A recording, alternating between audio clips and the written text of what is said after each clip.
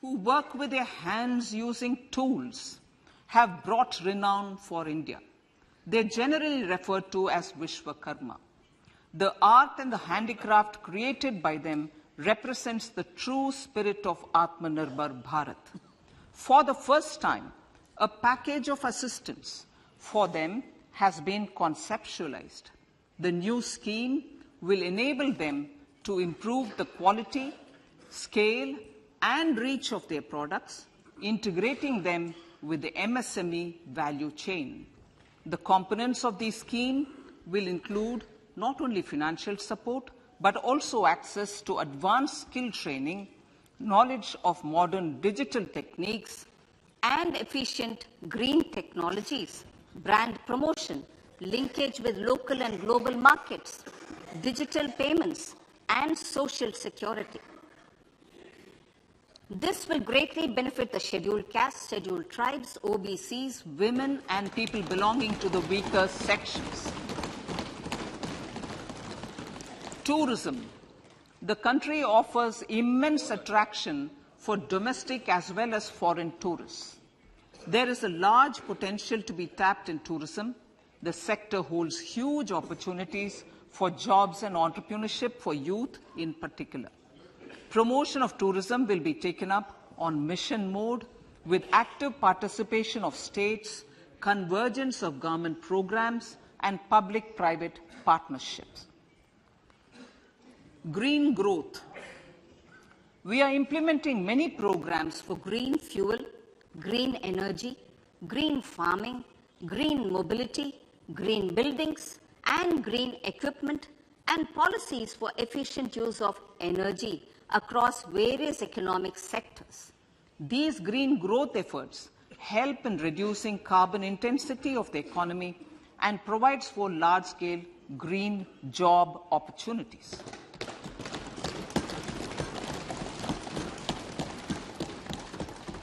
Priorities of this budget.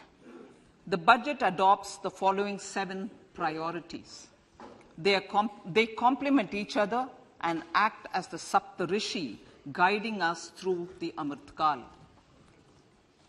Inclusive development, reaching the last mile, infrastructure and investment, unleashing the potential, green growth, youth power, and financial sector.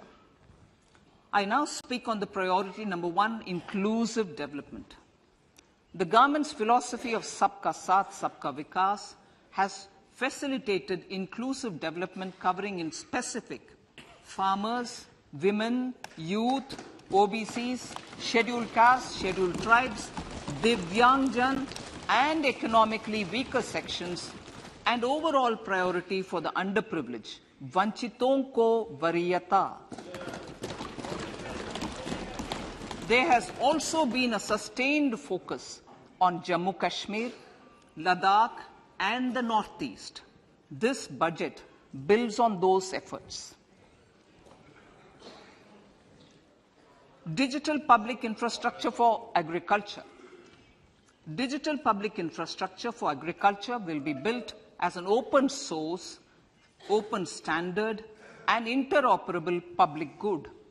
This will enable inclusive farmer-centric solutions through relevant information services for crop planning and health, improved access to farm inputs, credit and insurance, help for crop estimation, market intelligence, and support for growth of agri-tech industry and startups.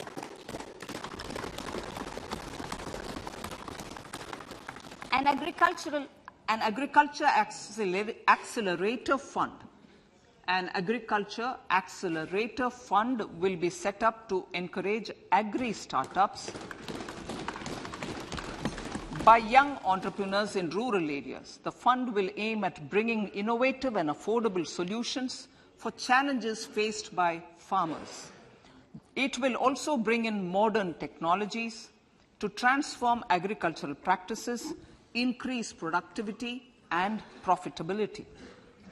To enhance the productivity of extra long staple cotton, we will adopt a cluster-based and value chain approach through public-private partnerships.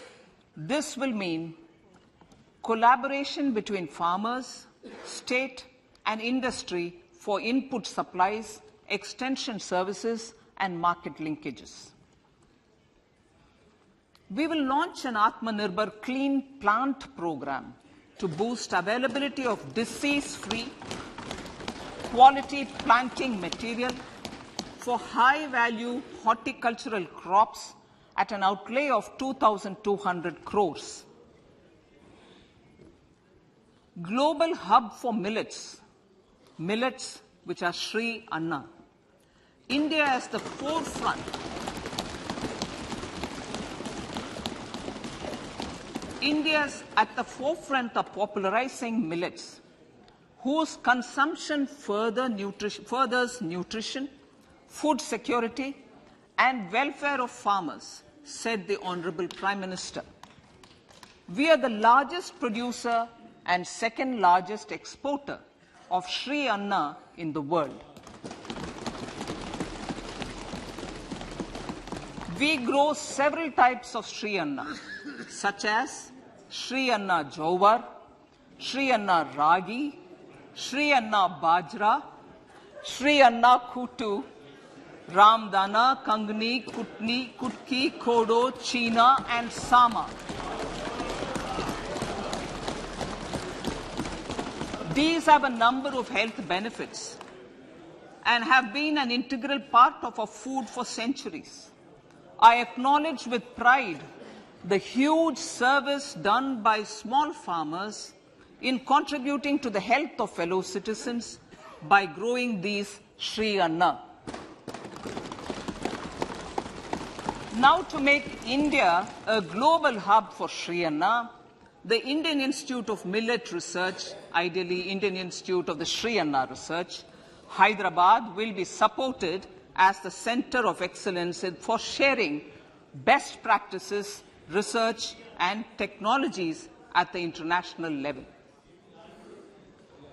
The agricultural credit target will be increased to 20 lakh crores with focus on animal husbandry, dairy, and fisheries.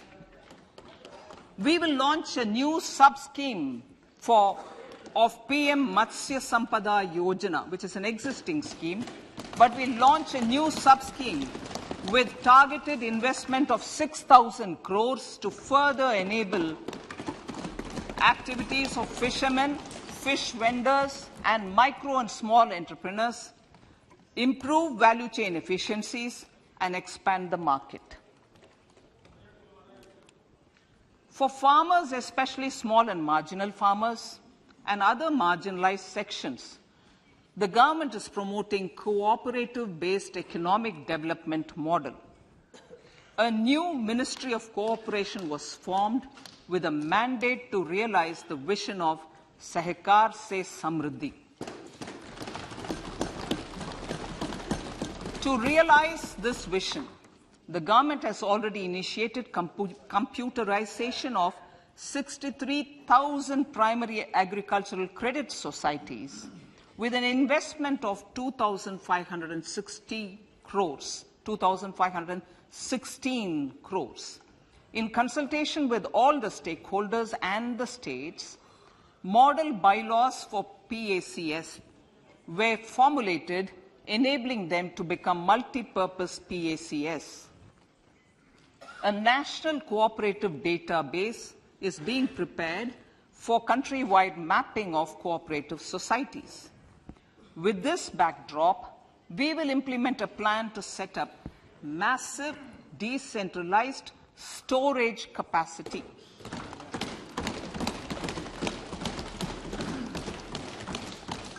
This will help farmers store their produce and realize remunerative prices through sale at appropriate times.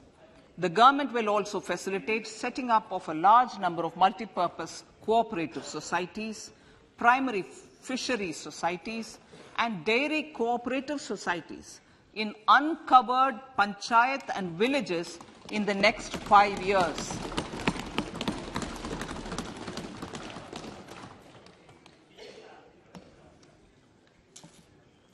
health, education and skilling. 157 new nursing colleges will be established in co-location with the existing 157 medical colleges established since 2014. A mission to eliminate sickle cell anemia by 2047 will be launched. It will entail awareness creation, universal screening of 7 crore people in the age group of 0 to 40 years in affected tribal areas and counseling through collaborative efforts of central ministries and state governments. Facilities in select ICMR labs, Indian Council for Medical Research Labs, will be made available for research by public and private medical college faculty and private sector R&D teams for encouraging collaborative research and innovation. A new program to promote research and innovation in pharmaceuticals will be taken up through centers of excellence. We shall also encourage industry to invest in research and development in specific priority areas. Dedicated multidisciplinary courses for medical devices will be supported in existing institutions to ensure availability of skilled manpower for futuristic medical technologies, high-end manufacturing and research. Teachers' training. Teachers' training will be re-envisioned through innovative pedagogy, curriculum transaction, continuous professional development, dipstick surveys, and ICT implementation. The District Institute of Education and Training will be developed as vibrant institutes of excellence for this purpose.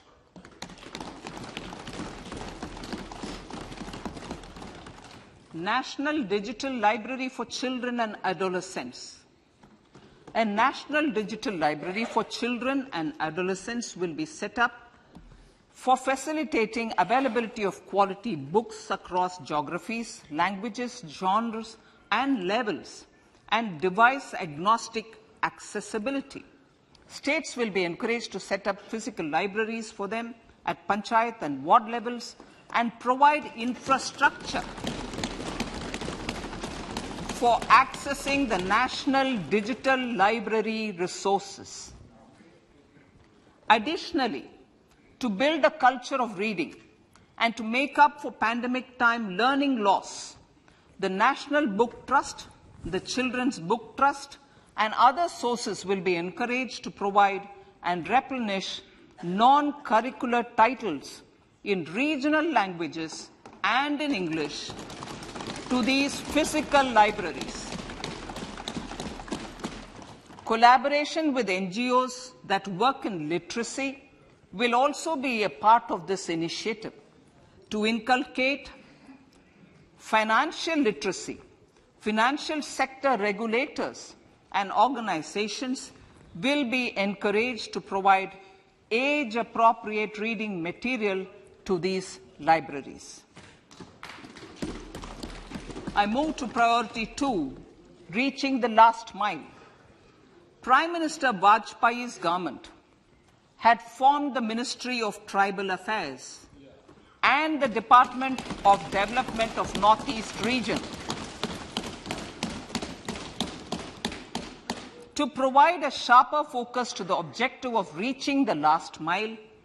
Our government has formed the Ministries of Ayush, Fisheries, Animal Husbandry and Dairying, Skill Development, Jal Shakti and Cooperation. Building on the success of the Aspirational Districts program, the government has recently launched the Aspirational Blocks program covering 500 blocks for saturation of essential government services across multiple domains such as health, nutrition, education, agriculture, water resources, financial inclusion, skill development, and basic infrastructure. Manya Speaker, Sir, Pradhan Mantri PVTG, which is Primitive Vulnerable Tribal Groups Development Mission, is being launched. To improve socio-economic conditions of the particularly vulnerable tribal groups, the PVTGs as we refer them to, Pradhan Mantri PVTG Development Mission will be launched. This will saturate PVTG families and habitations with basic facilities such as safe housing, clean drinking water and sanitation, improved access to education, health, nutrition, road and telecom connectivity, and sustainable livelihood opportunities. An amount of 15,000 crores will be made available to implement the mission in the next 3 years under the Development Action Plan for the Scheduled Tribes. Ekalavya Model Residential Schools. In the next 3 years, Center will recruit 38,800 teachers and support staff for the 740 Ekalavya Model Residential Schools, which is serving 3.5 lakh tribal students.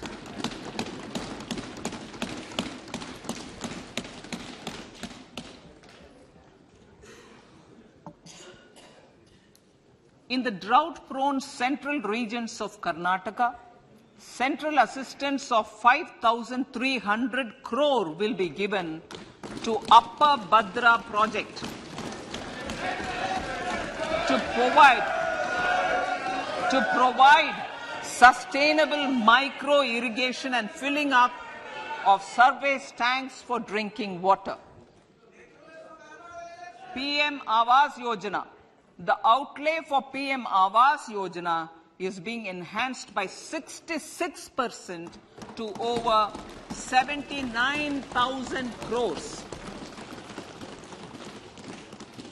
Bharat Shared Repository of Inscriptions will be set up in a digital epigraphy museum with digitization of 1 lakh ancient inscriptions in the first stage.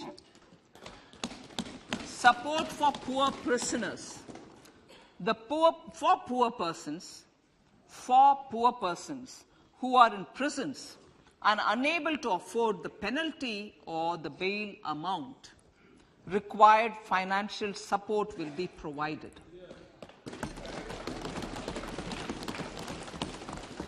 Priority number 3, infrastructure and investment. Investments in infrastructure and productive capacity have a large multiplier impact on growth and employment. After the subdued period of the pandemic, private investments are growing again. The budget takes the lead once again to ramp up the virtuous cycle of investment and job creation. Honorable Speaker, sir, the capital investment outlay is being increased steeply for the 3rd year in a row by 33% to 10 lakh crores, which would be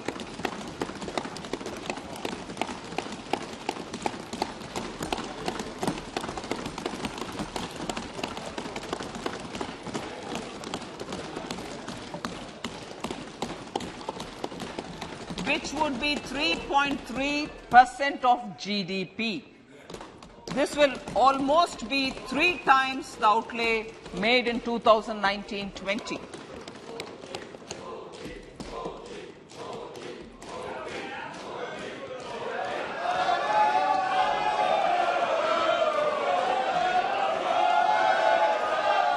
This substantial increase in recent years is central to the government's efforts to enhance growth potential and job creation, crowd in private investments, and provide a cushion against global headwinds. The direct capital investment by the centre is complemented by the provision made for creation of capital assets through grants and aids to state. The effective capital expenditure of the centre is budgeted at 13.7 lakh crore rupees, which will be 4.5% of GDP. Support to state governments for capital investment. I have decided to continue the 50-year interest-free loan to state governments for one more year to spur investment in infrastructure and to incentivize them for complementary policy actions with a significantly enhanced outlay of 1.3 lakh crores. The newly established Infrastructure Finance Secretariat will assist all stakeholders for more private investment in infrastructure, including railways, roads, urban infrastructure and power, which are predominantly depend on public resources. The harmonized master list of infrastructure will be reviewed by an expert committee for recommending the classification and financing framework suitable for Amrit Kal. A capital outlay, I'm talking about railways now, sir, Honorable Speaker, railways. A capital outlay of 2.40 lakh crores has been provided for the railways.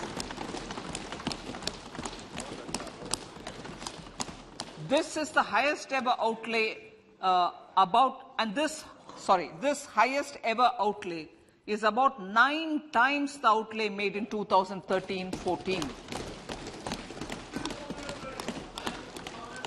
100 critical transport infrastructure projects for last and first mile connectivity for ports, coal, steel, fertilizer and food grain sectors have been identified. They will be taken up on priority with investment of 75,000 crores, including 15,000 crore from private sources. 50 additional airports, heliports, water aerodromes, and advanced landing grounds will be revived for improving regional air connectivity.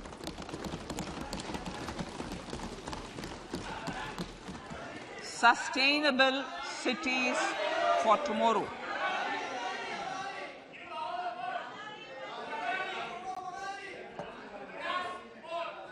States and cities will be encouraged to undertake urban planning reforms and actions to transform our cities into sustainable cities of tomorrow.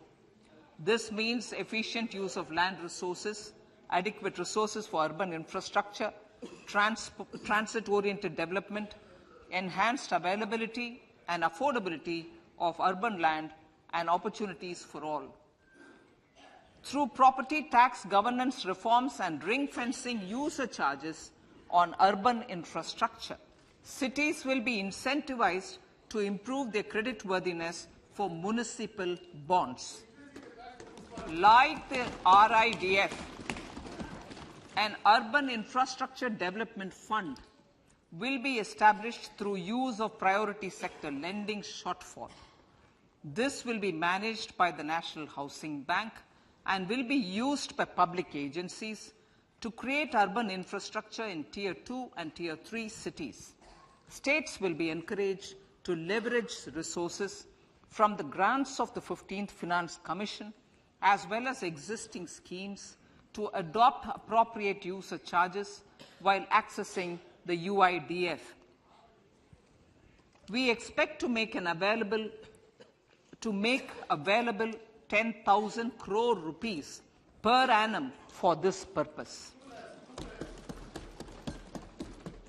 All cities and towns will be enabled for 100% mechanical desludging of septic tanks and sewers to transition from manhole to machine hole mode.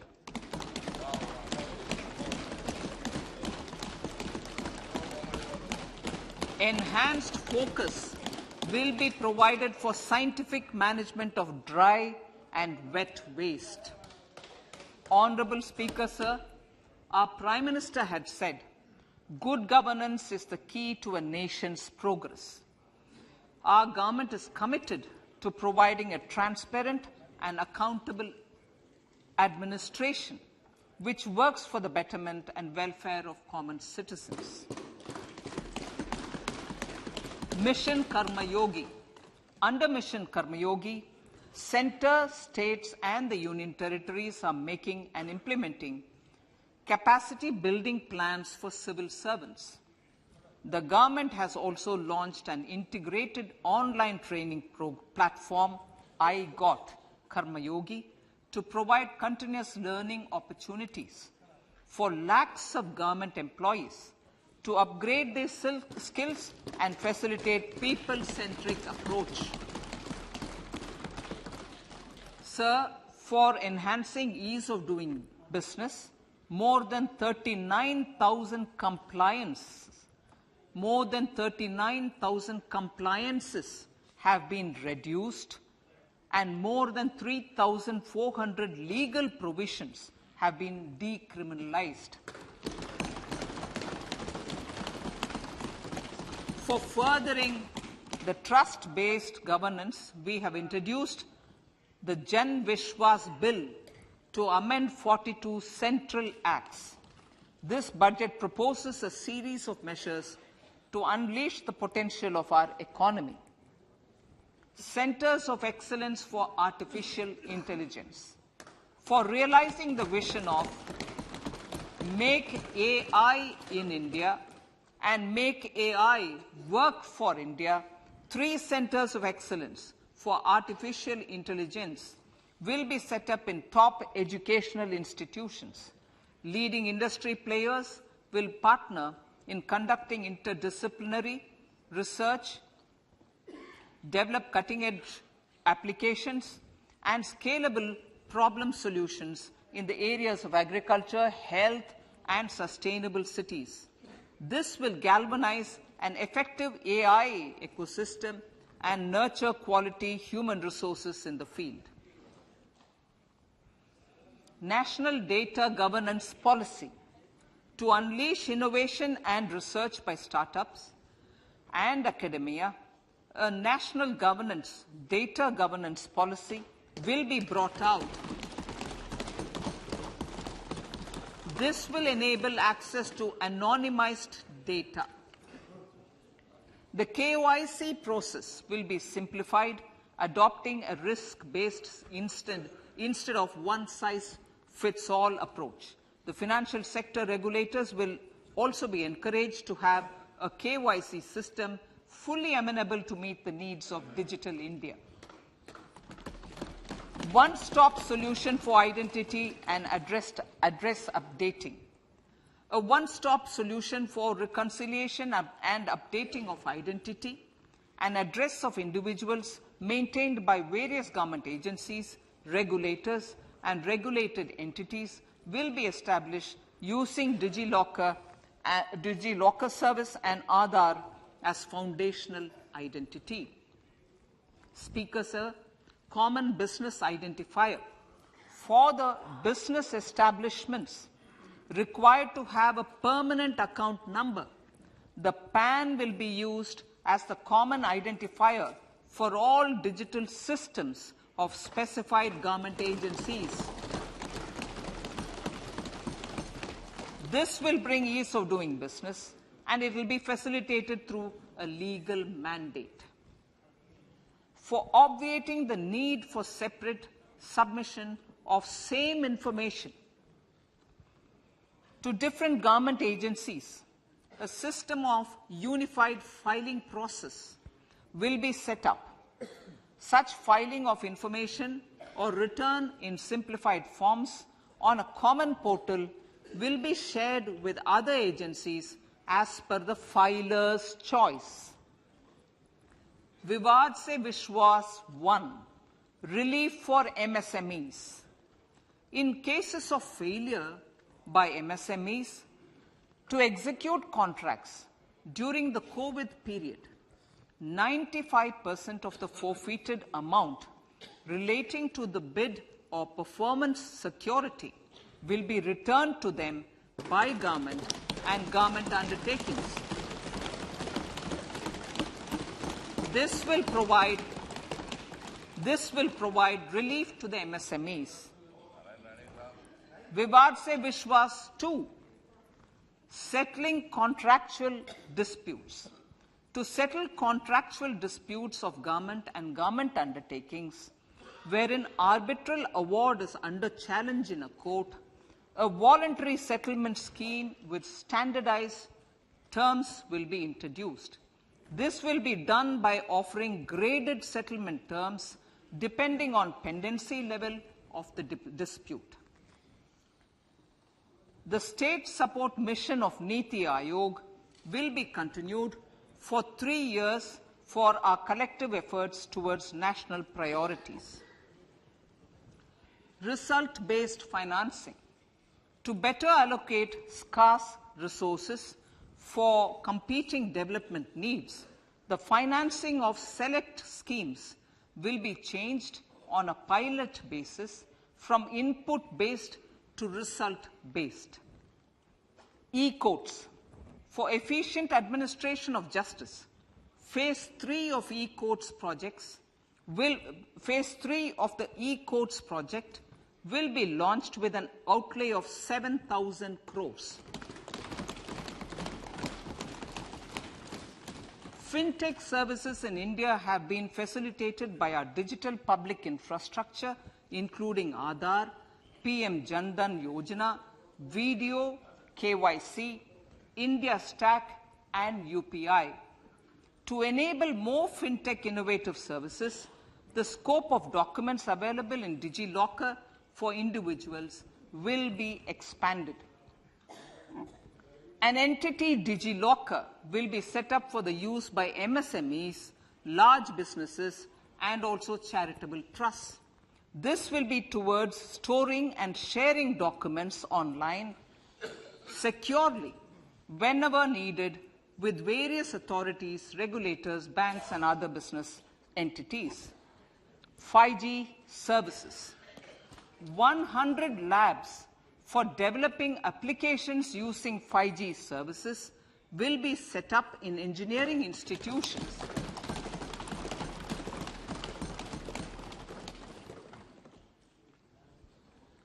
To realize a new range of opportunities, business models, and employment potential, the labs will cover, among others, applications such as smart classrooms, precision farming, intelligent transport systems, and healthcare applications. Lab-grown diamonds. Lab-grown diamonds is a technology and innovation-driven emerging sector with high employment potential.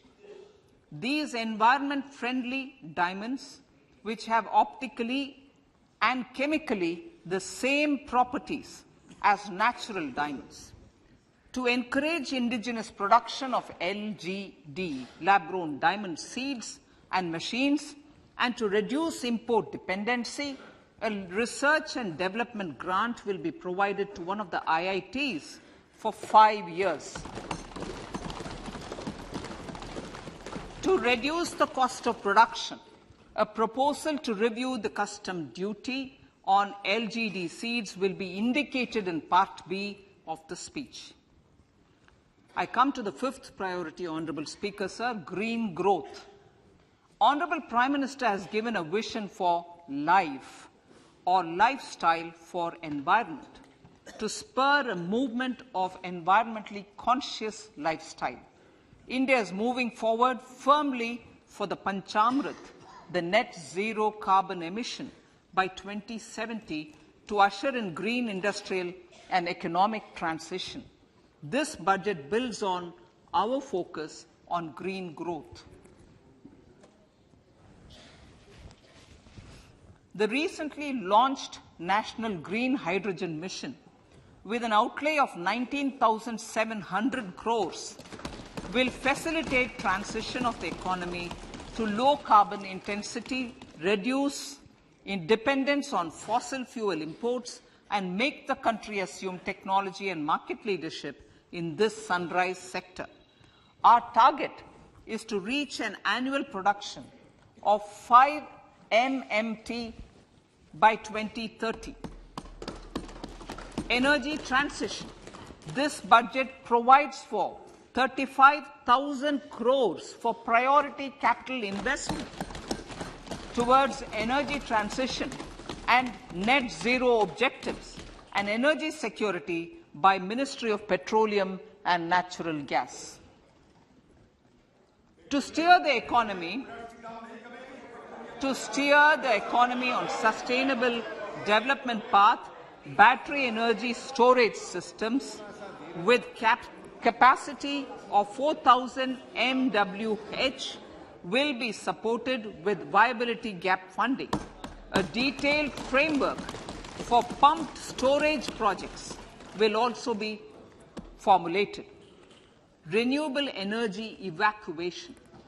The interstate transmission system for evacuation and grid integration of 13 gigawatt renewable energy from Ladakh will be constructed with investment of 20,700 crore, including central support of 8,300 crores. Green Credit Program. For encouraging behavioral change, a green credit program will be notified under the Environment Protection Act. This will incentivize environmentally sustainable and responsive actions by companies, individuals, and local bodies, and help mobilize additional resources for such activities. PM Program for Restoration, Awareness, Nourishment, and Amelioration of Mother Earth, PM Pranam, will be launched to incentivize states and union territories to promote alternative fertilizers and balanced use of chemical fertilizers. Go Bardhan Scheme. 500 new waste to wealth plants under Go Bardhan, galvanizing organic bio-agro resources done. Go Bardhan scheme will be established for promoting circular economy. These will include 200 compressed biogas plants, including 75 plants in urban areas, and 300 community or cluster-based plants at a total investment of 10,000 crores. I will refer to this in Part B also. In due course, a 5% CBG mandate will be introduced for all organizations marketing natural and biogas. For collection of biomass and distribution of biomanure, appropriate fiscal support will also be provided. Bharatiya Prakritik Kheti Bio Input Resource Centers. Over the next 3 years, we will facilitate 1 crore farmers to adopt natural farming. For this, Honorable Speaker, 10,000 bio input resource centers will be set up, creating a national level distributed micro fertilizer and pesticide manufacturing network. Mishti.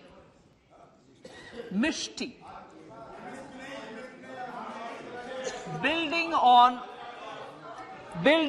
India's success in afforestation, mangrove initiative for shoreline habitats and tangible incomes, Mishti, will be taken up for mangrove plantation along the coastline and on salt pan lands wherever feasible through convergence between Manrega, Campa, Fund and other sources.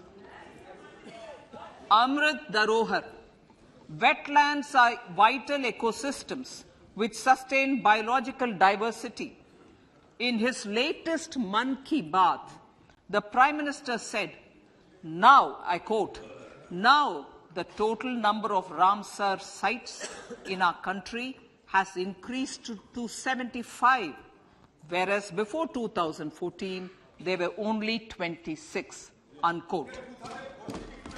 local communities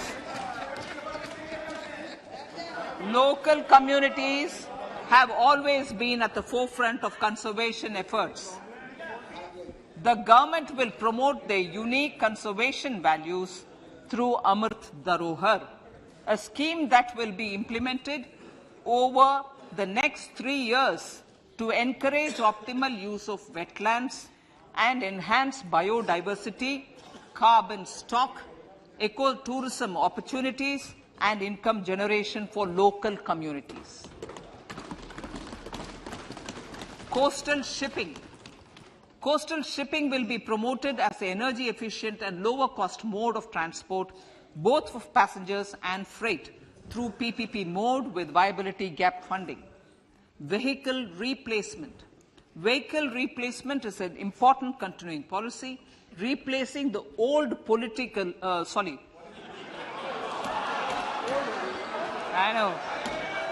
replacing, absolutely, thank you. Replacing old polluting vehicles. May be applicable, right? Replacing old polluting vehicles is an important part of greening our economy. In furtherance of the vehicle scrapping policy mentioned in Budget 21-22, I have allocated adequate funds to scrap old vehicles of the central government. States will also be supported in replacing old vehicles and old state ambulances. Honorable Speaker, sir, I move to priority 6, youth power. To empower our youth and help the Amrit PD realize their dreams, we have formulated the National Education Policy, which is very wide in its scope, but one of the things is also to focus on skilling, adopted economic policies that facilitate job creation at scale and have supported business opportunities. Pradhan Mantri Kaushal Vikas Yojana. Pradhan Mantri Kaushal Vikas Yojana 4.0 will be launched to skill lakhs of youth within the next 3 years. On-job training, industry partnership, and alignment of courses with needs of industry will be emphasized. The scheme will also cover new age courses for Industry 4.0 like coding, AI, robotics, mechatronics, IoT, 3D printing, drones, and other soft skills. To skill youth for international opportunities, 30 Skill India international centers will be set up across different states. The digital ecosystem for skilling will be further expanded with the launch of a unified Skill India digital platform for enabling demand-based formal skilling, linking with employers including MSMEs, and facilitating access to entrepreneurship schemes. To provide stipend support to 47 lakh youths in 3 years, direct benefit transfer under a pan-India national apprenticeship promotion scheme will be rolled out. Tourism. Honorable Speaker, sir, with an integrated and innovative approach, at least 50 destinations will be selected through challenge mode. In addition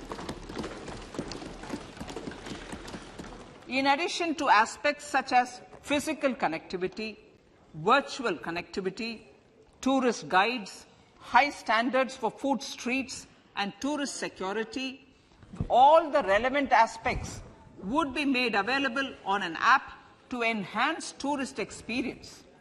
Every destination would be developed as a complete package. The focus of development of tourism would be on domestic as well as foreign tourists.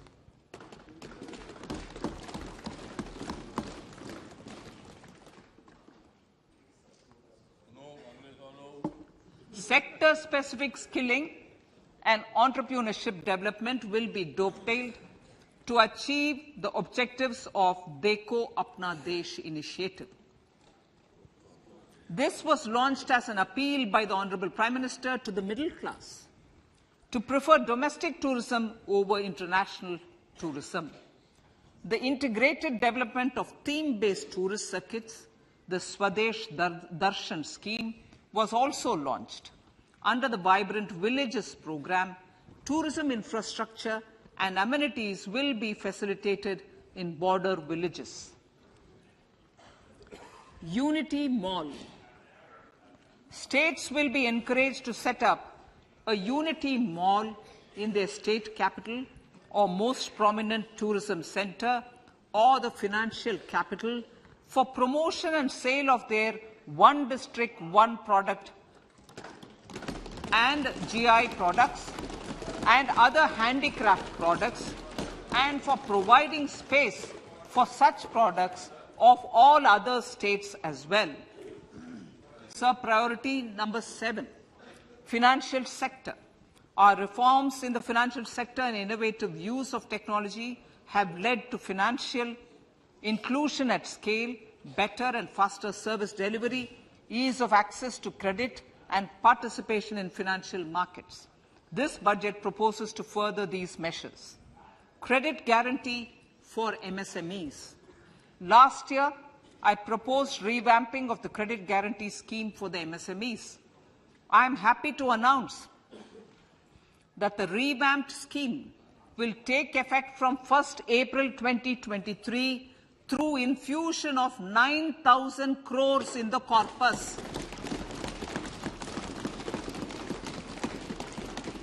This will enable additional collateral-free guaranteed credit of 2 lakh crores of rupees.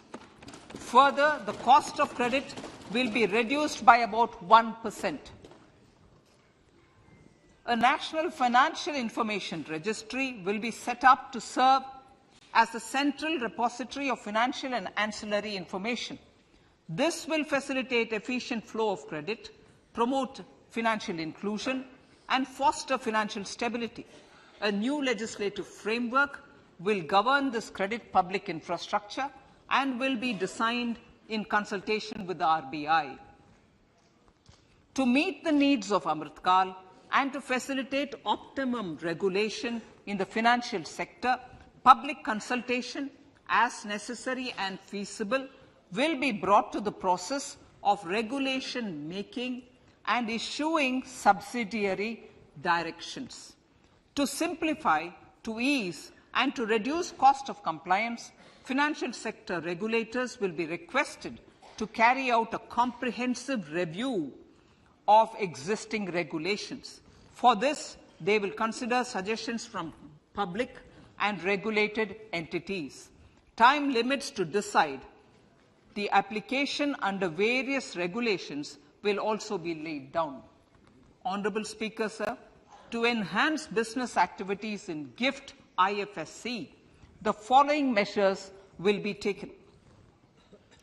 Delegating powers under the SEZ Act to the IFSCA to avoid dual regulation.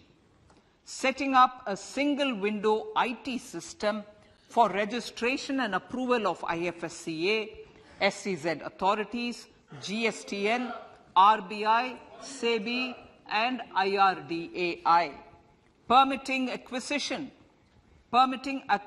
financing by IFSC banking units of foreign banks.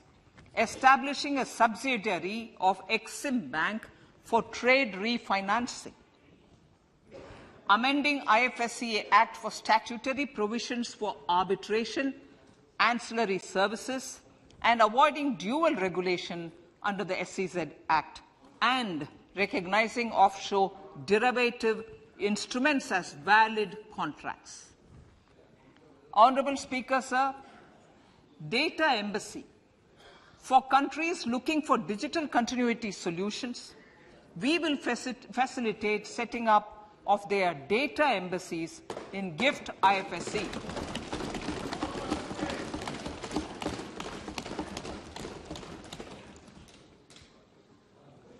Improving governance and investor protection in banking sector.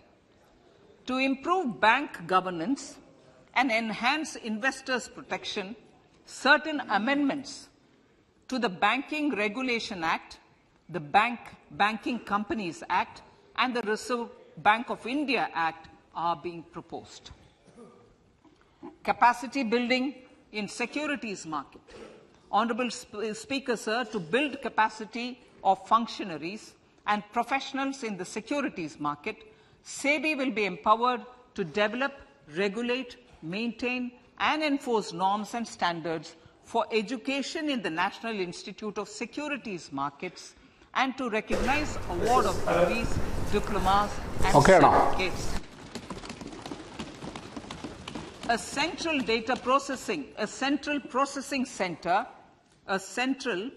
center will be set up for faster response to companies through centralized handling of various forms filed with field officers under the Companies Act. Reclaiming of shares and dividends. For investors to reclaim unclaimed shares and unpaid dividends from the Investor Education and Protection Fund Authority with ease, from the Investor Education and Protection Fund Authority with ease, an integrated IT portal will be established. Digital payments continue to find wide acceptance. In 2022, they show an increase of 76% in transaction and 91% in value. Fiscal support for this digital public infrastructure will continue in 2023-2024. Azadi ka Amrit Mahotsav, Mahila Samman Bachat Patra. For commemorating Azadi ka Amrit Mahotsav, a one-time new small savings scheme, Mahila Samman Savings Patra or Savings Certificate, Mahila Samman Savings Certificate will be made available for a 2-year period up to March 2025.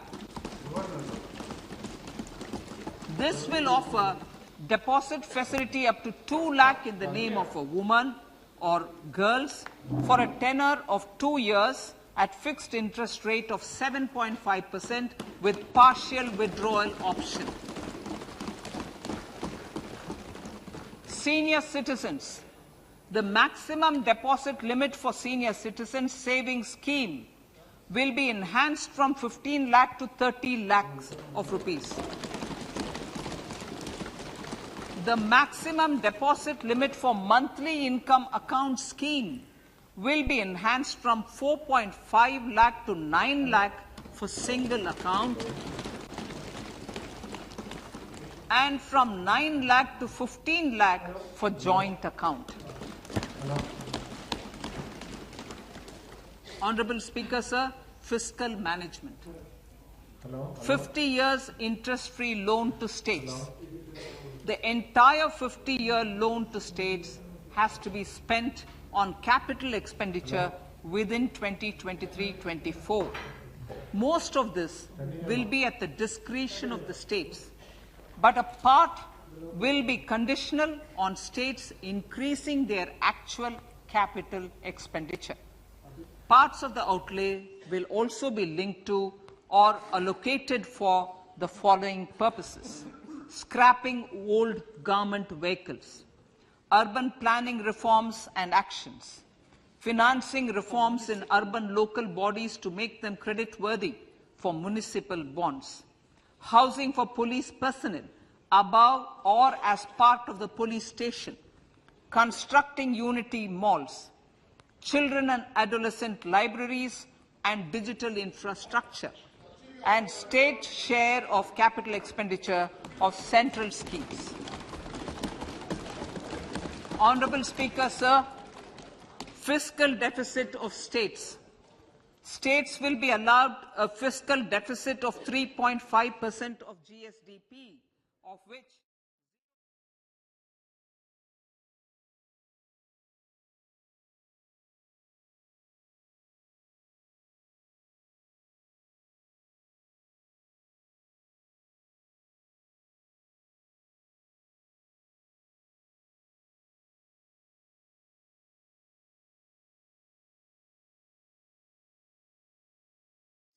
are 20.9 lakh crores. The revised estimate of the total is about 7.3 lakh crores. The revised estimate of the fiscal deficit is 6.24 union budget ഇപ്പോൾ അത് പുരോഗമിച്ചുകൊണ്ടിരിക്കുകയാണ്. ഏകദേശം അതിൻ്റെ പകുതിയോളം എത്തിയിരിക്കുന്നു. ഈ രണ്ടാം മോദി സർക്കാരിൻ്റെ ഈ രണ്ടാമത്തെ അവസരത്തിലെ അവസാന സമ്പൂർണ്ണ ബജറ്റാണ്. കാരണം അടുത്ത വർഷം തെരഞ്ഞെടുപ്പ് വർഷമാണ്. അതുകൊണ്ട് വിശദമായ ബജറ്റ് തെരഞ്ഞെടുപ്പിന് ശേഷമേ ഉണ്ടാവുള്ളൂ. അടുത്ത വർഷം ഈ സമയത്ത് അവതരിപ്പിക്കുന്ന ഒരു വോട്ട് ഓൺ അക്കൗണ്ട് മാത്രമായിരിക്കും. അതുകൊണ്ട് തന്നെ ഈ ബജറ്റിന് ഒരുപാട് സാമൂഹ്യ രാഷ്ട്രീയ പ്രാധാന്യമുണ്ട് എന്നാണ് വിലയിരുത്തപ്പെടുന്നത്.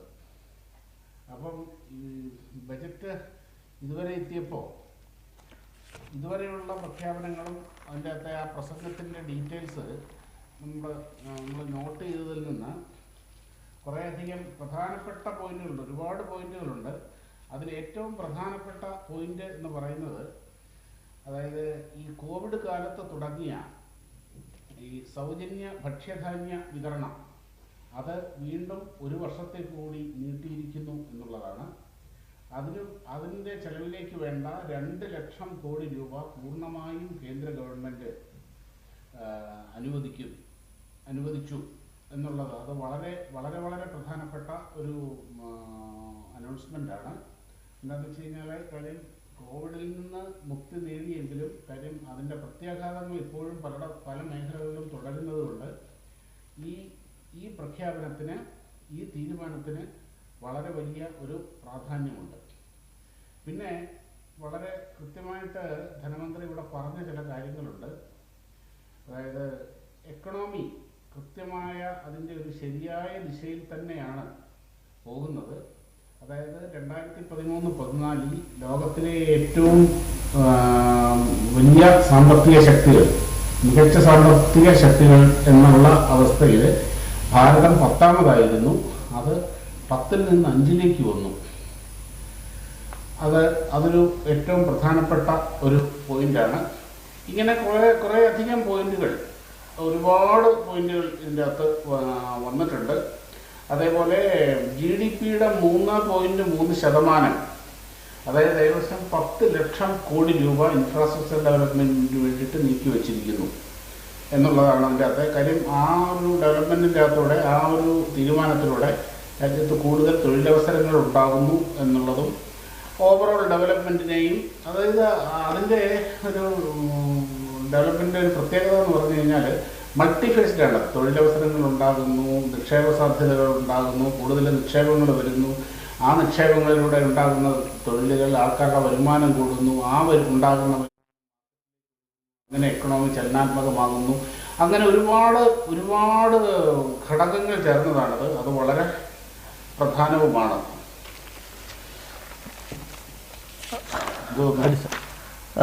വളരെ ഇപ്പോൾ പറയുകയാണെങ്കിൽ നമ്മുടെ രാജ്യം ഒരു ജംഗ്ഷനിൽ നിൽക്കുകയാണ്. അതായത് നമ്മുടെ രാജ്യം ഒരു വികസന രാജ്യത്തിൽ നിന്ന് ലോകത്തെ വൻ ശക്തിയിലേക്ക് പോകുന്ന ഒരു ജംഗ്ഷനിൽ നിൽക്കുകയാണ്. അതോടൊപ്പം തന്നെയാണ് 2024 തെരഞ്ഞെടുപ്പും വരുന്നത്. ആ ഒരു തെരഞ്ഞെടുപ്പ് ലക്ഷ്യം വെച്ചുകൊണ്ടുള്ള എന്തെങ്കിലും പ്രഖ്യാപനം ഉണ്ടാകുമോ എന്ന ഒരു സംശയം ഉണ്ടായിരുന്നു. എന്നാൽ നമുക്ക് ഈ ബജറ്റിൽ നിന്ന് മനസ്സിലാകുന്നത് വളരെ ദൂരക്കാഴ്ചയോടുകൂടിയ ഒരു ബജറ്റാണ് ഇതാണ് എന്നാണ് മനസ്സിലാകുന്നത്. കാരണം നമുക്ക് ഈ വിദ്യാഭ്യാസ മേഖലയിലും കൃഷി IT-യുമായി ബന്ധിപ്പിക്കും എന്ന് പറയുന്ന കാര്യങ്ങളിലൊക്കെ നമ്മൾ കൃത്യമായി അത് വീക്ഷിക്കുകയാണെങ്കിൽ അടിസ്ഥാനങ്ങളിൽ വെച്ചിട്ട് അടിസ്ഥാനമായ എല്ലാ മേഖലകളെയും ഊന്നിക്കൊണ്ടുള്ള ഒരു ബജറ്റാണ് ഇത്തവണ വെച്ചിട്ടുള്ളത്. കാരണം നിർമ്മിത ബുദ്ധി, റോബോട്ടിക്സ്, അതേപോലെ തന്നെ ഡിജിറ്റൽ പ്ലാറ്റ്ഫോം, വിദ്യാർത്ഥികൾക്ക് വേണ്ടി ഡിജിറ്റൽ ലൈബ്രറി, അതായത് വളരെയധികം ബേസിക് ഇൻഫ്രാസ്ട്രക്ചർ എന്ന് പറയുമ്പോൾ ബേസിക് സോഫ്റ്റ് സ്കില്ലിനെ അത് എൻഫോഴ്സ് ചെയ്തുകൊണ്ടാണ് ഈ ഒരു ബജറ്റ് ചെയ്തിട്ടുള്ളത്. ഞാൻ നോട്ട് ചെയ്ത വേറൊരു കാര്യമുണ്ടല്ലേ, ഞാൻ സാധാരണഗതിയിൽ ഈ പറഞ്ഞ പോലെ സർക്കാരിൻ്റെ അവസാനത്തെ സമ്പൂർണ്ണ ബജറ്റ് എന്ന് പറയുമ്പോൾ അതിൻ്റെ അകത്ത് ഈ പറഞ്ഞ പോലെ വോട്ട് കിട്ടാനുള്ളത്, വോട്ട് ബാങ്കുകളെ പ്രീണിപ്പിക്കാൻ വേണ്ട നമ്പറുകൾ ഉണ്ടാകും എന്നൊക്കെയാണ് പൊതുവെ അറിയപ്പെടുന്നത്. അങ്ങനെയാണ് നമ്മുടെ ഒരു പൊതുവേ ഉള്ളൊരു ചരിത്രം അങ്ങനെയാണ്. പക്ഷെ ഇതിന്റെ അകത്ത് അതൊന്നും അല്ല പറയുന്നത്. ഇപ്പൊ ഡിജിറ്റൽ അഗ്രികൾച്ചർ ഡിജിറ്റലൈസേഷൻ എന്നൊക്കെ പറഞ്ഞു കഴിഞ്ഞു കഴിഞ്ഞാല് ഇതൊന്നും ഒരു വോട്ട് കിട്ടുന്ന തന്ത്രമല്ല. അതിനൊക്കെ വളരെ ഇതുണ്ട്. അത് മാത്രമല്ല, ഇതിനകത്ത് വേറെ പറയുന്ന ഒരു കാര്യം ഇതൊന്നും ശ്രദ്ധിക്കണം. ആദ്യമേ ധനമന്ത്രി പറഞ്ഞ ആദ്യത്തെ ഒരു വരിയുണ്ട്, ഏറ്റവും പ്രധാനപ്പെട്ടാണ്. ഇത് 100 വർഷത്തെ ഡെവലപ്മെന്റിന്റെ ഒരു ബ്ലൂ പ്രിന്റ് ആണ്. 100 വർഷത്തെ. അതേപോലെ 2047 സ്വാതന്ത്ര്യത്തിന്റെ 100ാം വാർഷികം ആഘോഷിക്കുമ്പോൾ ഭാരതം എങ്ങനെ നിൽക്കണം, 2070 ഇവിടെ പൂർണ്ണമായും കാർബൺ മുക്തമാവണം, ഇങ്ങനെയുള്ള കാര്യങ്ങൾ. അപ്പൊ ഈ ദീർഘദൃഷ്ടി എന്നൊക്കെ പറഞ്ഞ കാര്യം ഈ 2070 2040 ഇവരാരും ജീവിച്ചിരിക്കുക പോലും ഉണ്ടാവും. ഇതിന്റെ ഗുണം കിട്ടാൻ പോകുന്നത് ആ തലമുറയാണ്. അപ്പൊ അടുത്ത തലമുറയ്ക്ക് വേണ്ടിയിട്ടാണ് ഇത് ചെയ്യുന്നതെന്നുള്ളതാണ്. അല്ലാതെ അടുത്ത ഇലക്ഷനോ 2024 ഇലക്ഷനോ 26 29 ഇലക്ഷനോ ഒന്നുമല്ല. അതിനകത്ത് സ്വാഭാവികം ഉണ്ടാവും. അപ്പം ആ കൃത്യമായ ഒരു ദേശീയ, ഞാനിപ്പോ ഇതിൻ്റെ അകത്ത് മുഴുവൻ നോക്കിക്കഴിയുമ്പോൾ ഇതുവരെ കേട്ടിടത്തോളം ഉണ്ട് ഈ ജനപ്രിയം അല്ലെങ്കിൽ അങ്ങേയറ്റം പറഞ്ഞ ഇന്ന സാധനങ്ങളുടെ നികുതി ഭയങ്കരമായിട്ട് കുറച്ചു, അപ്പോൾ അതിന് വില കുറയും, ഇൻകം ടാക്സ് സ്ലാബ് ഭയങ്കരമായിട്ട് അത് വർദ്ധിപ്പിച്ചു, അത് സഡൻ റിയാക്ഷൻ ഉണ്ടാക്കുന്ന സാധനങ്ങളാണ്. പൊതുവെ ഇതില് ഇപ്പം റെയിൽവേയുടെ ചാർജ് കുറച്ചു, ഇങ്ങനെയുള്ള ഒരു സാധനം ഒന്നും കാണുന്നില്ല. പക്ഷെ എന്നാൽ എല്ലാ മേഖലകളിലേക്കും സമഗ്രമായ രീതിയിലുള്ള ഡെവലപ്മെന്റ് ചെല്ലുന്ന ആ ഒരു രീതിയാണ്. അതായത് ഇതിൻ്റെ അകത്ത് 1% അവസാനത്തെ ഈ പറഞ്ഞ പോലെ അടുത്ത വർഷം തെരഞ്ഞെടുപ്പ് നടക്കാൻ പോകുന്നു എന്ന ഒരു വിചാരം പോലും നിർമ്മലാ സീതാരാമൻ ഇല്ലേ? ഇല്ല, അതുള്ളത് ആകെ പ്രതിപക്ഷത്തിന് മാത്രമാണ്. 2024 അല്ല, അതുകൊണ്ട് അവർക്കത് വളരെ നിരാശയല്ല, അവർക്ക് സന്തോഷമുണ്ടാവും. ഈ പറഞ്ഞ സാധനങ്ങളൊന്നും ഇല്ലല്ലോ. അതുകൊണ്ട് ധൈര്യമായിട്ട് ഇത് കോർപ്പറേറ്റ് ഒക്കെ പറയും. വളരെ സ്റ്റുഡിയസ് ആയിട്ടുള്ള ഒരു ബജറ്റാണ് എന്ന് പറയാം. കാര്യം ഇപ്പൊ ആരോഗ്യ മേഖല ഗവേഷണം വിപുലമാക്കും. 5G 100 ലാബ് 5G ആപ്ലിക്കേഷൻ ഡെവലപ്മെന്റിന് വേണ്ടിയിട്ട് ഇന്ത്യ മുഴുവൻ 100 ലാബുകൾ സ്ഥാപിക്കും. ഇതിനകത്തൊക്കെ എന്ത് രാഷ്ട്രീയ രാഷ്ട്രീയമുള്ളത്? തീർച്ചയായിട്ടും ഒരു രാഷ്ട്രീയവും ഇല്ല. അതാണ് അത് ഞാൻ നോട്ട് ചെയ്ത കാര്യമാണ്. അത് ഒരിക്കൽ പ്രധാനമന്ത്രി പറഞ്ഞിട്ടുണ്ട്, നരേന്ദ്രമോദി പറഞ്ഞിട്ടുണ്ട്, ഞാൻ തെരഞ്ഞെടുപ്പ് കാലത്ത് മാത്രമേ രാഷ്ട്രീയം പറയുള്ളൂ. തെരഞ്ഞെടുപ്പ് കാലത്തെന്നല്ല, തെരഞ്ഞെടുപ്പ് യോഗങ്ങളിൽ മാത്രമേ ഞാൻ രാഷ്ട്രീയം പറയുള്ളൂ. അത് കറക്റ്റാണ്. അങ്ങനെ ഞാൻ ഇതിനകത്ത് ഏറ്റവും പ്രധാനം നോട്ട് ചെയ്ത കാര്യമാണ്. അതുപോലെ വളരെ ഏകലവ്യ സ്കൂളുകൾ തുടങ്ങുന്നുള്ള വീഡിയോ KYC, കോർട്ട്, അതുപോലെ 50 കൂടുതൽ എയർപോർട്ടുകളും കൂടെ നവീകരിച്ച് അത് പ്രവർത്തനയോഗ്യമാക്കാൻ പോകണം. അതായത് എയർ കണക്ടിവിറ്റി, അതായത് ഡൊമസ്റ്റിക് എയർ കണക്ടിവിറ്റി വർദ്ധിപ്പിക്കാൻ വേണ്ടി ഉള്ള ഒരു സംഭവമാണ്.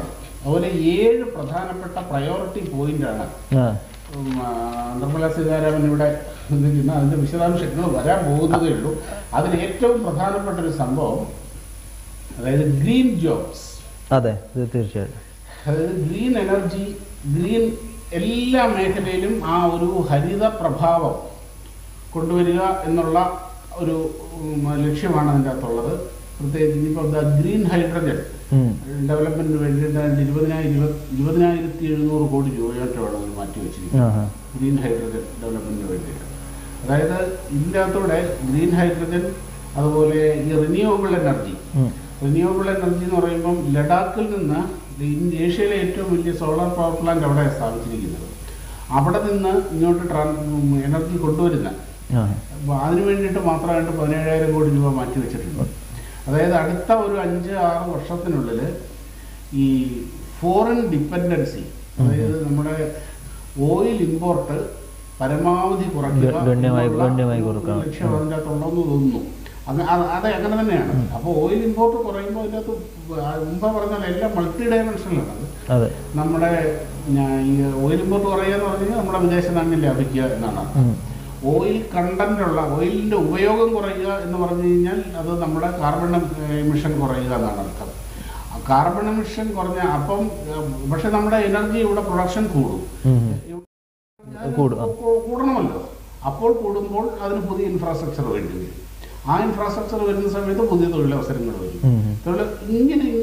ഇങ്ങനെയാണ് പോകുന്നത്. അതായത് ഒരു ഗ്രീൻ പോളിസി നമ്മുടെ ഗവൺമെന്റിന്റെ ഓരോ ആക്ഷനിലും കാണാമെന്ന് പറഞ്ഞാൽ അതൊരു തെറ്റാവുകയില്ല.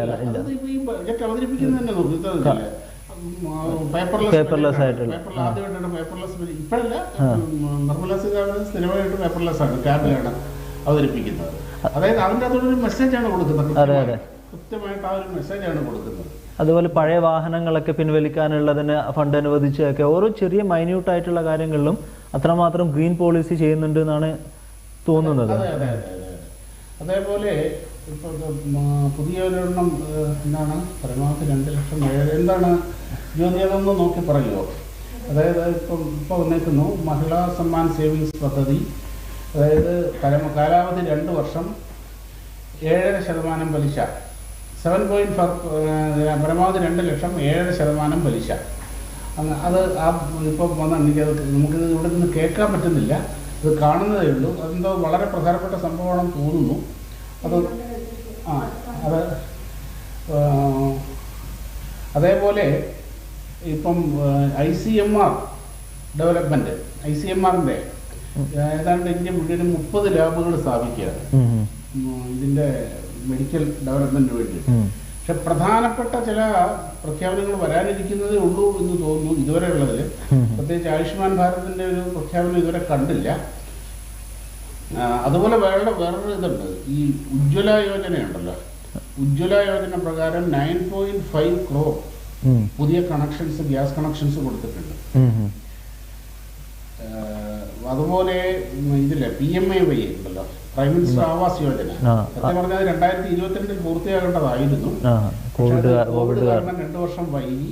അവിടേക്ക് വീണ്ടും ഫണ്ട് അലൊക്കേഷൻ നടന്നിട്ടുണ്ട്. ഈ വൈകിയത് കൊണ്ട് സ്വാഭാവികമായിട്ട് കൂടുന്നു. അപ്പം അതിന് കൂടുതൽ ഫണ്ട് അലൊക്കേറ്റ് ചെയ്തിട്ടുണ്ട്. റെയിൽവേക്ക് 2.4 2.4 ലക്ഷം കോടി രൂപ അനുവദിച്ചിട്ടുണ്ട്. ഇത് ഏറ്റവും വലുതാണ് ഇതുവരെ അനുവദിച്ചുള്ള. 2013-15-19 അപേക്ഷിച്ച്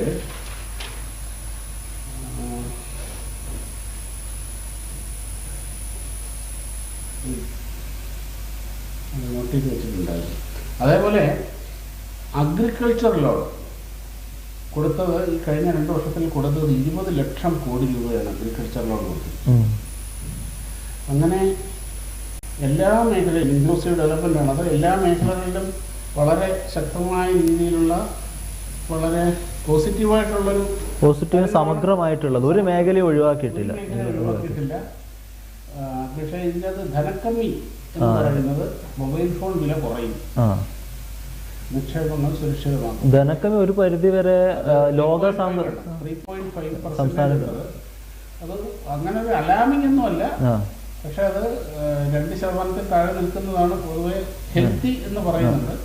പക്ഷെ ഇത് ഒരു അപകടകരമായ അവസ്ഥയൊന്നുമല്ല ധനക്കമ്മി ഇരിക്കുന്നത്. പിന്നെ അതുപോലെ സംസ്ഥാനങ്ങൾക്കുള്ള വായ്പ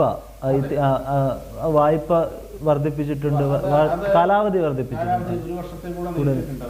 അതായത് ഇൻട്രസ്റ്റ് ഫ്രീ ആയിട്ടുള്ള വായ്പകൾ. പ്രതിപക്ഷം എതിർക്കുന്ന പ്രധാന ആരോപണം എന്ന് പറയുന്നത് അതാണ്, സംസ്ഥാനങ്ങളെ അവഗണിക്കുന്നു എന്നുള്ള. പെർ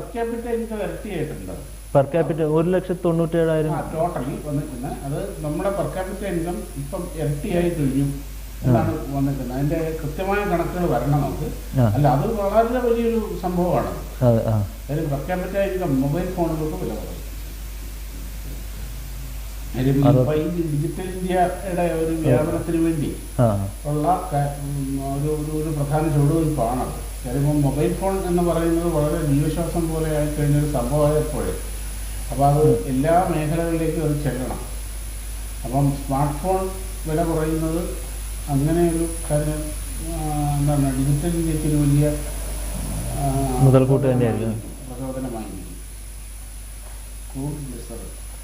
എന്താണെന്ന് അറിയില്ല. മറ്റേ ആ 7 ലക്ഷം കോടി അതെന്തായിരുന്നു? 7.5 lakhs അല്ല, 7.5% പലിശ 2 ലക്ഷം. അത് സ്ത്രീകൾക്കുള്ള ചെറുകിട സമ്പാദ്യം, മഹിളാ സമ്പാദ്യം, അതിനാണ് സംഭവം. അപ്പം ഇന്ത്യയിൽ മൊബൈൽ ഫോൺ ഉൽപ്പാദനം 39 കോടി യൂണിറ്റായി. അതേപോലെ ഇന്ത്യയിൽ ഇന്ത്യ ഏറ്റവും വലിയൊരു മൊബൈൽ ഹബ്ബായി കഴിഞ്ഞു, നിർമ്മാണ ഹബ്ബായി കഴിഞ്ഞു. ലോകത്തെ രണ്ടാമത്തെ ഏറ്റവും വലിയ മൊബൈൽ നിർമ്മാണം. അതായത് 2013-14 ഏതാണ്ട് ഇന്ത്യയിൽ വിൽക്കപ്പെടുന്ന ഫോണുകളുടെ ഒരു 95% ഇറക്കുമതി ചെയ്യുന്നത് അത് ചൈനയോ തൈവാനോ ഒക്കെ ആയിരുന്നു. ഇപ്പൊ അത് 95% ഫോണും ഇന്ത്യയിൽ നിർമ്മിക്കുന്ന ഫോണാണ്. അതായത് make in India, Atmanirbhar Bharat, ഈ രണ്ട് പദ്ധതികളുടെ വരും വിജയമാണ് കാണിക്കുന്നത്. അപ്പൊ ഏത് ഫോൺ എടുത്ത് നോക്കിയാലും അത് മെയ്ഡ് ഇൻ ഇന്ത്യയാണ്. അങ്ങനെ ലോകത്തിലെ തന്നെ ഏറ്റവും വലിയ സാംസങ്ങിന്റെ രസകരമായിട്ടുണ്ടെന്ന് സാംസങ്ങിന്റെ ഏറ്റവും വലിയ നിർമ്മാണ യൂണിറ്റ് കൊറിയയിലല്ല, ഇന്ത്യയിലാണ്, യുപിയിലാണ്. അതാണ് ഏറ്റവും രസകരമായ കാര്യം. അതേപോലെ തന്നെ ഈ ഹുണ്ടായി കാറുണ്ടല്ലോ, അവരുടെ ഏറ്റവും വലിയ പ്ലാന്റ് കൊറിയയിലല്ല, ചെന്നൈയിലാണ്. അങ്ങനെ ഇന്ത്യ പൂർണ്ണമായും നല്ല, അതായത് ചൈനയിൽ നിന്ന് മാറി ഒരു എന്താണ് മാനുഫാക്ചറിംഗ് ഹബ്ബ് ഒരു ഷിഫ്റ്റ് നടന്നുകൊണ്ട് ആ ഒരു ട്രാൻസിഷൻ പീരീഡിലും കൂടെയാണ്. അതുകൊണ്ടാണ് നമ്മൾ കൂടുതൽ നിർമ്മിത ബുദ്ധിയിലും റോബോട്ടിക്സിലും ശ്രദ്ധ കേന്ദ്രീകരിച്ചത്.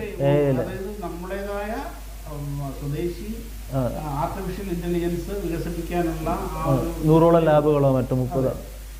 ഞാനത് വീണ്ടും പറയും, ഈ ആർട്ടിഫിഷ്യൽ ഇന്റലിജൻസ് എന്ന് പറഞ്ഞു കഴിഞ്ഞാൽ ഈ സാധാരണക്കാരൻ എങ്ങനെ മനസ്സിലാവും? ഒരു തരത്തിലും എന്ത് സാധനം പോലും അറിയില്ല. ഇല്ല. ആർട്ടിഫിഷ്യൽ ഇന്റലിജൻസ് എന്ന് പറഞ്ഞു കഴിഞ്ഞാൽ കുരുട്ടുബുദ്ധി തന്നെ ചിലപ്പോൾ മനസ്സിലാവും. അത് എല്ലാ മേഖലയിലും ഇതിൻ്റെ ഇതുവരെ ഈ പറഞ്ഞ പോലെ ജനപ്രിയ ഒറ്റ നോട്ടത്തിൽ തന്നെ ഡയറക്ട്ലി വോട്ടുമായി ലിങ്ക് ചെയ്യുന്ന ഒന്നുമില്ല. ഒരു പക്ഷേ കൃഷിഭൂമി ഡിജിറ്റലൈസേഷൻ എന്നത് ഒരല്പം ഭയം ജനിപ്പിക്കുന്നതും കൂടിയാണ്.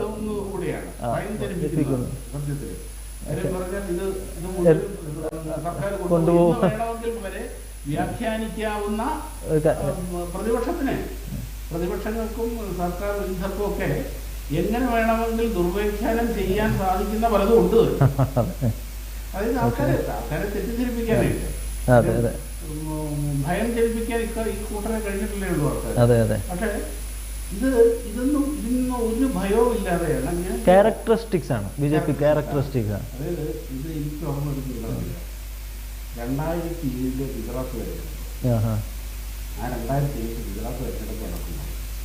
ആ തെരഞ്ഞെടുപ്പിന് 6 മാസം മുമ്പ്, അതായത് മോദി 2002 അധികാരത്തിൽ വന്നു, ഗുജറാത്ത് കലാപം വീണ്ടും അടുത്ത തെരഞ്ഞെടുപ്പാണ് ഏറ്റവും നിർണായകമാണ്. ആ തെരഞ്ഞെടുപ്പിന് തൊട്ട് മുമ്പ്, ആ തെരഞ്ഞെടുപ്പിന് 6 മാസം മുമ്പ് ഗുജറാത്ത് ഇന്ത്യയിൽ ഏറ്റവും കൂടുതൽ വൈദ്യുതി മോഷണം നടക്കുന്ന ഒരു സംസ്ഥാനം. അതായത് വൈദ്യുതി മോഷണം എന്ന് പറഞ്ഞാൽ നമ്മുടെ ജന്മാവകാശമാണ് എന്ന് കരുതിക്കൊണ്ടിരുന്ന ഒരു വിഭാഗമുണ്ട്. അത് നോർത്ത് ഇന്ത്യയിലൊക്കെ വ്യാപകമായിരുന്നു. അദ്ദേഹം അവിടെ 24 മണിക്കൂറും വൈദ്യുതി കൊണ്ടുവന്നു. വളരെ ഇതിന്റെ ഈ വൈദ്യുതി മോഷണം അത് കർശനമായിട്ട് നേരിടാൻ ഈ വൈദ്യുതി മോഷണം നടത്തിയ എല്ലാത്തിനും ജയിലിട്ടു. അതിൻ്റെ അകത്ത് നല്ലൊരു ശതമാനം കർഷകർ. ഇത് കർഷകരുടെ ഇടയിൽ വലിയ ദോഷമുണ്ട്. അന്ന് ഞാൻ ഇപ്പോഴും ഓർക്കുന്നുണ്ട്, ആ ഇലക്ഷൻ്റെ മുമ്പ് മോദിയുടെ കാര്യം പോക്കാണ്. മോദിയുടെ പൊളിറ്റിക്കൽ ഇമ്മെച്യൂരിറ്റിയാണ്, അമിതാവേശമാണ്, പൊളിറ്റിക്കൽ ഇമ്മെച്യൂരിറ്റിയാണ്. കാര്യം അദ്ദേഹം ഇലക്ട്രൽ പൊളിറ്റിക്സിൽ 5 വർഷമേ ആയിട്ടുള്ളൂ. ഭയങ്കര മോദി തോറ്റു എന്ന് ഉറപ്പിച്ചതാണ്. കാര്യം അത്രമാത്രം വലിയ ജനറോഷമുണ്ടായിരുന്നു. പക്ഷേ ഇലക്ഷൻ കഴിഞ്ഞ റിസൾട്ട് വന്നപ്പോൾ പത്രത്തിൽ മോദി അതായത് അദ്ദേഹം അതിന് ഭയപ്പെടുന്നില്ല. കാര്യം ജനപ്രിയ പദ്ധതികൾ അല്ലെങ്കിൽ എങ്ങനെയും വോട്ട് നേടുക എന്നത് നരേന്ദ്രമോദിയുടെ ഒരു പ്രയോറിറ്റിയാണ്. നമ്മൾ വളരെ കുറച്ച് ആത്മവിശ്വാസത്തോടുകൂടി ജനനന്മയ്ക്ക് വേണ്ടി തന്റെ കാര്യങ്ങൾ ചെയ്യും. അത് മനസ്സിലാക്കുന്ന ജനങ്ങൾ വോട്ട് ചെയ്യും. അത് ജനങ്ങളെ വിശ്വാസത്തിൽ എടുക്കുകയാണ് അവരുടെ. അല്ലെങ്കിൽ ഒന്ന് ആലോചിച്ച് നോക്കും, നോട്ട് നിരോധനമൊക്കെ കഴിഞ്ഞ സമയത്ത് അതും ഗുജറാത്ത് ഒരു വ്യവസായ സംസ്ഥാനമാണ്. അവിടെയൊക്കെ ശരിക്കും അത് അഫക്ട് ചെയ്തിട്ടുണ്ട്. ആ ഗുജറാത്തിൽ വീണ്ടും വന്നു. അങ്ങനെ ഇദ്ദേഹം, അതായത് അദ്ദേഹം ഉണ്ടാക്കിയ ഒരു ഇമേജ് എന്ന് പറഞ്ഞു കഴിഞ്ഞാൽ ഈ സർക്കാർ എന്ത് എനിക്കൊന്നും മനസ്സിലാവുന്നില്ല. പക്ഷേ സർക്കാർ ചെയ്യുന്നത് മോദിയാണ്, ചെയ്യുന്നത് ഈ ഗവൺമെന്റാണ്. അത് നമുക്ക് ഗുണം എന്ന ഒരു മെറിറ്റോക്രസി ആ ഒരു വികാരം പൊതുജനങ്ങൾക്കുണ്ട്. ആ ഒരു അത് ക്രിയേറ്റ് ചെയ്യാൻ സാധിച്ചു എന്നതൊക്കെയാണ് മോദിയുടെ വിജയം. കാര്യം പറയുന്നത് ചെയ്തു കാണിക്കുന്ന ഒരു സർക്കാരാണിത് എന്നുള്ള ഒരു ബോധം പൊതുവേ ഉണ്ടായി. അതുകൊണ്ട് തന്നെ അതിനെ മറികടക്കുക എന്ന് പറയുന്നത് അത്ര എളുപ്പമൊന്നുമല്ല. കാര്യം അതിന്റെ റിസൾട്ട് ഉണ്ട്. റിസൾട്ട് ഇങ്ങനെ കട്ടകട്ടായിട്ട് മുൻപ് നിൽക്കുകയാണ്. അതായത് 10 ലക്ഷം കോടിയാണ് ബേസിക് ഇൻഫ്രാസ്ട്രക്ചറിന് വേണ്ടിയിട്ട് ചെലവാക്കുന്നത്. 50 ലക്ഷം വരെയുള്ള പ്രൊഫഷണലുകൾക്ക് നികുതി ഇളവ് എന്ന് പറഞ്ഞിട്ട് നമ്മൾ പ്രതീക്ഷിക്കപ്പെട്ട ഒരു കാര്യമായിരുന്നു അത്. 50 ലക്ഷം വരെയുള്ള പ്രൊഫഷണലുകൾക്ക് നികുതി ഇളവ് കൊടുത്തിട്ടുണ്ടായിരുന്നു. ഒരു മധ്യവർഗത്തിന്റെ ഒരു ടൂറിസത്തിന് കൊടുത്ത പ്രാധാന്യം വളരെയധികം ചെറുകിട ഇടത്തരം മധ്യവർഗത്തിനെ പ്രോത്സാഹിപ്പിക്കേണ്ട ആവശ്യം തന്നെയാണ്. അതെ, ഈ ഇന്ത്യയിലെ മധ്യവർഗം എന്ന് പറയുന്നത് യൂറോപ്പിലെ അധികം. അതെ അതെ. കാര്യം ഈ മധ്യവർഗമാണ്, ഈ മിഡിൽ ക്ലാസ് എന്ന് പറയുന്ന ഈ വിഭാഗമാണ് ഈ എക്കണോമിയെ ചലിപ്പിക്കുന്നത്.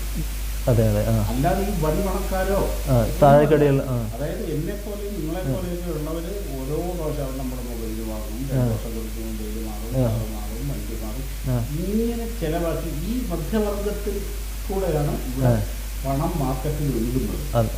അതുകൊണ്ട് തന്നെ ഈ മധ്യവർഗത്തിന്റെ സിഗരറ്റുകൾക്ക് വില കൂടുന്നു. സ്വർണം വെള്ളി വില കൂടും. അത് പിന്നെ ഒരു പുതിയ കാര്യം. സിഗരറ്റ് പിന്നെ സിഗരറ്റും സ്വർണം വെള്ളി മാത്രമല്ല പദ്ധതിക്ക് 10,000 കോടി. അത് വേണമെങ്കിലൊക്കെ പരിഹസിക്കാനുള്ള സംഭവമുണ്ട്. പശു എന്നുള്ള ആ ഒരു ഇതൊന്നാണത്.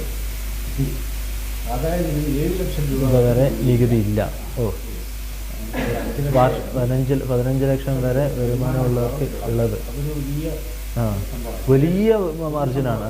കാരണം ഈ മധ്യവർഗത്തിന്റെ കയ്യിലേക്ക് ഒറ്റ ഓട്ടത്തിൽ തോന്നും ഗവൺമെന്റിന് നികുതി നഷ്ടമാണ്. അതെ അതെ. എന്താ പറഞ്ഞാൽ ഇപ്പം എന്റെ കയ്യിൽ ഒരു 50,000 രൂപ കൂടുതൽ വന്നു. ഒരു നല്ലൊരു ശതമാനം ചെയ്യുന്ന ഈ 50,000 രൂപ ഇപ്പൊ ഒന്നുകിൽ ഞാനത് ബാങ്കിലിട്ടാൽ അത് ഇൻവെസ്റ്റ്മെന്റ്, അല്ലെങ്കിൽ ഞാനത് ചെലവാക്കും. ഈ ചെലവാക്കി കഴിഞ്ഞാൽ അത് മാർക്കറ്റിലേക്ക് അതിന്റെ ടാക്സ് ഗവൺമെന്റ്. അത് മാത്രമല്ല, ഞാനത് ചെലവാക്കുമ്പോൾ ആ മേഖലയിലേക്കാണ് ചെലവാക്കുന്നത്. കൂടുതൽ തൊഴിലവസരങ്ങൾ കിട്ടും. അതുകൊണ്ട് തന്നെ ഈ അതാണ് പറഞ്ഞ ഈ മധ്യവർഗത്തിനെ മാക്സിമം പ്രോത്സാഹിപ്പിക്കുക എന്നുള്ളത് ഒരു ലക്ഷ്യം തന്നെയാണ്. കാര്യം അതുമല്ല, ഒരു വെടിക്ക് 2 പക്ഷി എന്ന് പറയാൻ പറ്റുന്ന ഒരു കാര്യമാണ്. ഇന്ത്യയിലെ ഈ ഇവിടുത്തെ ഈ ഡെമോഗ്രഫി നോക്കിക്കഴിഞ്ഞാൽ 80% ആൾക്കാർ 70-80% ആൾക്കാർ 19 വയസ്സിനും 50 വയസ്സിനും മറ്റുള്ളത്. കാര്യം ഈ വിഭാഗമാണ് രാജ്യത്തിന്റെ ഏറ്റവും സമ്പത്തുണ്ട്. അതായത് രാജ്യത്തിന്റെ യുവത്വം വളരെ കൂടുതലാണ്. അതേസമയം ചൈനയില് ഏജിങ് പ്രശ്നമുണ്ട്, ജപ്പാനിൽ എല്ലാ ഏജിങ് പ്രശ്നമാണ്. പക്ഷെ നമ്മളെ ഇതിങ്ങനെ കിടക്കും. ഇതാണ് ഏറ്റവും വലിയ റിസോഴ്സ്. ഏറ്റവും വലിയ റിസോഴ്സ് ഇതാണ്. ഈ റിസോഴ്സാണ് ഇവിടെ ഉപയോഗിക്കുന്നതും. അതാണ് നമ്മൾ കഴിഞ്ഞു അല്ലേ? അവതരിപ്പിച്ചു കഴിഞ്ഞോ? ഇല്ലല്ല, നടക്കുന്നില്ല അല്ലേ? മുമ്പ് എന്താണ് പറയുന്നത്? 60,000 പ്രാഥമിക ഡിജിറ്റലൈസേഷൻ. അതുപോലെ 11 കോടി 11.7 crore ടോയ്ലറ്റ്സ് നിർമ്മിക്കപ്പെടും. അതായത് അത്രയും ഭവനങ്ങൾ. അതായത് ഇപ്പൊ ഇന്ത്യയിലെ ജനസംഖ്യ എന്ന് പറഞ്ഞാൽ 140 കോടിയാണ്. എത്ര വീടുകൾ ഉണ്ടാവും അങ്ങനെയാണെങ്കിൽ? ഒരു വീട്ടിൽ ആവറേജ് ഒരു 4 പേരെന്ന് വെച്ച് കൂട്ടിച്ചു. അത് അങ്ങനാണെങ്കിൽ 30 കോടി. ഇതിലെ 30 കോടി വീടുകളില് ഇപ്പൊ ഈ കഴിഞ്ഞ ഒരു വർഷത്തെ 11.7 crore കഴിഞ്ഞു. ഹൗസ് അടിക്കാണ്. അപ്പൊ ഇതിന്റെ ഡീറ്റെയിൽസ് ഇനി വരാനിരിക്കുന്നതേ ഉള്ളൂ. അപ്പം അതൊന്ന് എന്താണ് ഇനിയിപ്പം ഇതിൻ്റെ ഉടനെ അനാലിസിസ് തുടങ്ങും. ചാനൽ ജഡ്ജിമാർ ഉടനെ സജീവമാകും. മോദിയുടെ കോർപ്പറേറ്റ് അജണ്ട എന്നൊക്കെ പറഞ്ഞ ഉടനെ തന്നെ വരും. ഇത് ഭാവിയെ ലക്ഷ്യമാക്കിയിട്ടുള്ള ഒരു ബജറ്റാണ് എന്ന് തന്നെ പറയേണ്ടി വരും. ഇത് ഭാവിയെ ലക്ഷ്യമാക്കിയിട്ടുള്ള ഒരു ബജറ്റാണ്. ഒരു പ്രതിപക്ഷം 2024 നോക്കുമ്പോൾ നമ്മൾ 2050 70-കളൊക്കെയാണ് നോക്കുന്നത്, ലക്ഷ്യം വെക്കുന്നത്. നമുക്ക് ഈ 4 മണിക്ക് ഇന്ന് 4 മണിക്ക് ഇവിടെ കോഴിക്കോട് മാക്കോ ഡയറക്ടർ ശ്രീ AK അനുരാജുമായിട്ട്, അദ്ദേഹം ഒരു സാമ്പത്തിക വിദഗ്ധൻ കൂടിയാണ്, അദ്ദേഹവുമായി നമ്മൾ ഈ ബജറ്റിനെ പറ്റി ഒരു വിശദമായ ചർച്ച ഇന്ന് വൈകുന്നേരം 4 മണിക്കുണ്ട്. അപ്പോൾ നമുക്ക് ഈ 4 മണിക്ക് കാണാം.